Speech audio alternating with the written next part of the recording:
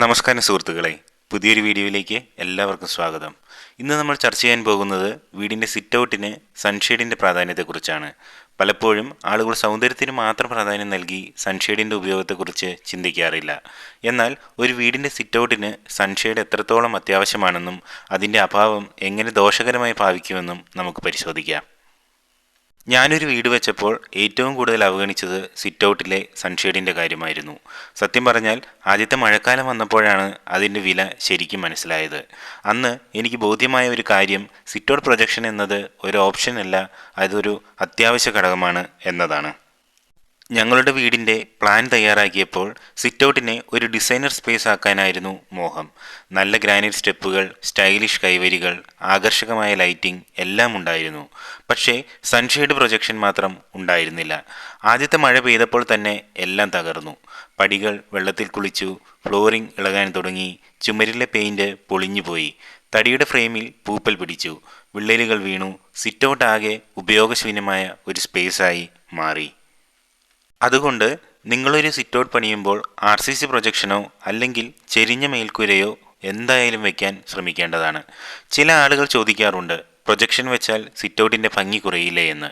പക്ഷേ ഭംഗി മാത്രമല്ലല്ലോ പ്രധാനം, ഉപയോഗിക്കാനും അത് കാലാകാലം നിലനിൽക്കാനും കഴിയണ്ടേ. നമുക്ക് തണലായി നിൽക്കുന്ന ഒരു പ്രൊജക്ഷൻ ഇല്ലാത്ത സിറ്റ് ഔട്ട് ഒരു ഷോ പീസ് പോലെ ഒതുങ്ങിക്കൂടും.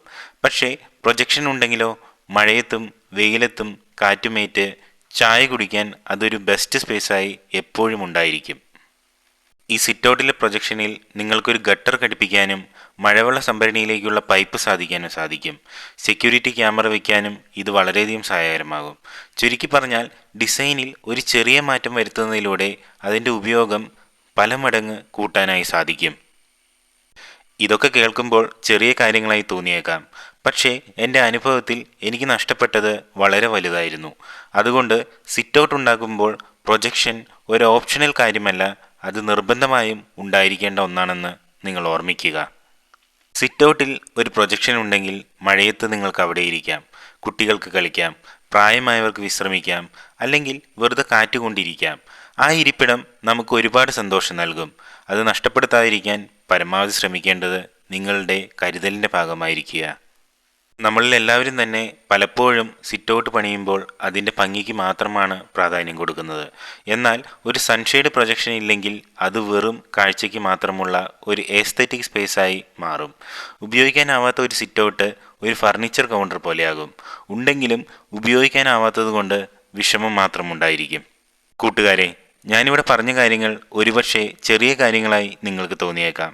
പക്ഷേ ഒരു വീടിൻ്റെ ആത്മാവിനെ സംരക്ഷിക്കാൻ ഈ ചെറിയ കാര്യങ്ങൾ ഒരുപാട് സഹായിക്കും. നിങ്ങൾ ഒരു സിറ്റ് ഔട്ട് പ്ലാൻ ചെയ്യുമ്പോൾ പ്രൊജക്ഷൻ വേണോ വേണ്ടയോ എന്ന ചോദ്യം തന്നെ ഒഴിവാക്കുക. കാരണം അത് ഒഴിച്ചുകൂടാൻ പറ്റാത്ത ഒരു കാര്യമാണ്. വീഡിയോ നിങ്ങൾക്ക് ഉപകാരപ്രദമായി തോന്നിയെങ്കിൽ ലൈക്ക് ചെയ്യാനും ഷെയർ ചെയ്യാനും മറക്കരുത്. നിങ്ങളുടെ അഭിപ്രായങ്ങളും നിർദ്ദേശങ്ങളും കമൻറ്റ് ബോക്സിൽ രേഖപ്പെടുത്തുക. ഇനിയും ഇതുപോലെയുള്ള വിഷയങ്ങളുമായി ഞാൻ നിങ്ങളുടെ മുന്നിലെത്തും.